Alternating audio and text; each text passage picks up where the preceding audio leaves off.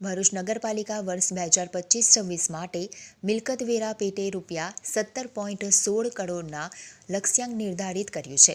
અત્યાર સુધીમાં ₹12.19 કરોડની વસૂલાત થઈ છે, જ્યારે ₹4.93 કરોડનો વેરો હજુ બાકી છે.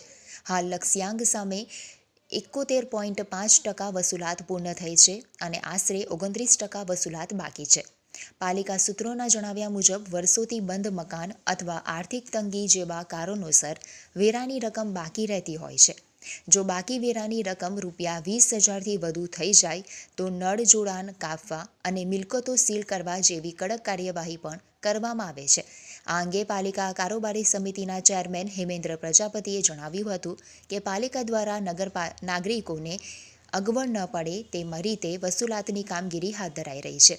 સિવિક સેન્ટર ખાતે વેરો સ્વીકારવામાં આવે છે, તેમજ શહેરના 11 વોર્ડમાં અલગ અલગ ટીમો બનાવી ડોર ટુ ડોર વસૂલાત પણ શરૂ કરવામાં આવી છે. તેમણે બાકી મિલકત ધારકોને સમયસર વેરો ભરવા અનુરોધ કર્યો હતો. નમસ્કાર.